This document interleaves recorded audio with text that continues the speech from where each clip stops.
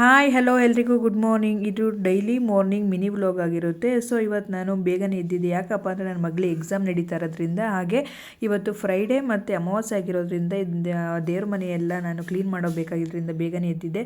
So ಅದರಿಂದ ಹೊರಗಡೆ ಕೆಲಸ ಮುಗಿಸ್ಕೊಳ್ಳೋಣ ಅಂತ ಹೇಳಿ ಬಾಗಿಲಿಗೆಲ್ಲ ನೀರು ಹಾಕಿ ಅರಿಶಿನ ಕುಂಕುಮ ಇಟ್ಟು ಹೊಸ್ಲಿಗೆಲ್ಲ ರಂಗೋಲಿ ಬಿಟ್ಟು ನೆಕ್ಸ್ಟ್ ಇರ್ತಲ್ಲ, ನೆಕ್ಸ್ಟ್ ಇನ್ನೇನು ಮಾಡೋದಪ್ಪ, ತಿಂಡಿ ಮಾಡಲೇಬೇಕಲ್ಲ. ಸೊ ಸ್ನಾನ ಎಲ್ಲ ಮುಗಿಸ್ಕೊಂಡು ಬಂದೆ ತಿಂಡಿ ಮಾಡೋಕ್ಕೆ ಅಂತ.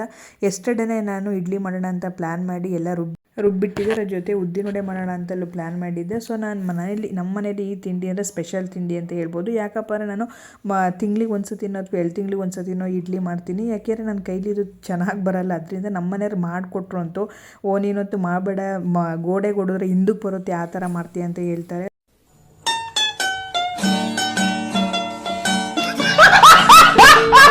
ಬಟ್ ಈ ಸತಿ ಮಾತ್ರ ತುಂಬ ಸಾಫ್ಟಾಗಿ ಚೆನ್ನಾಗಿ ಬಂದಿತ್ತು. Congratulation brother. ಅಬ್ಬಬ್ಬಬ್ಬ ಲ್ಯಾಟ್ರಿ. ಉದ್ದಿನ ವಡೆ ಮಾತ್ರ ತುಂಬ ಸೂಪರ್ ಆಗಿತ್ತು. ಅದೇ ಟೈಮಲ್ಲಿ ನನ್ನ ಮಗಳು ಎದ್ದಿದ್ದು. ಸೊ ಆಯ್ ಅಂತ ಹೇಳ್ತಿದ್ದಳೆ ನೋಡಿ.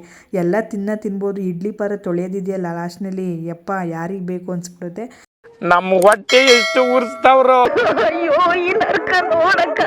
ನೆಕ್ಸ್ಟ್ ಅವರೆಲ್ಲರನ್ನೂ ರೆಡಿ ಮಾಡಿ ಕಳಿಸ್ದೆ. ಸೊ ನೆಕ್ಸ್ಟು ದೇವ್ರ ಮನೆ ಪೂಜೆ ಮಾಡೋಣ ಅಂತ ಹೇಳಿ ಬಂದೆ.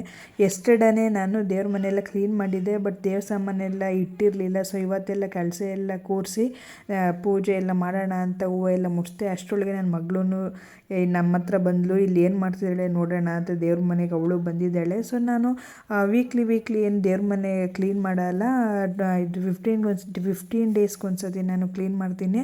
ಒಬ್ಬೊಬ್ಬರು ಹೇಳ್ತಾರೆ ಇಲ್ಲ ಎವ್ರಿ ವೀಕ್ ಚೇಂಜ್ ಮಾಡಬೇಕು ಅಂತ, ಒಬ್ಬೊಬ್ಬರು ಹೇಳ್ತಾರೆ 15 ಡೇಸ್ ಸರಿ ಚೇಂಜ್ ಮಾಡಬೇಕು ಅಂತ. ಬಟ್ ನಿಮ್ಗೆ ಯಾವ ಥರ ನೆಟ್ಕೊಂಬಂದಿದ್ದೀರ ಆ ಥರ ನೆಟ್ಕೊಂಡು ಹೋದರೆ ಬೆಟರ್ ಅನಿಸುತ್ತೆ.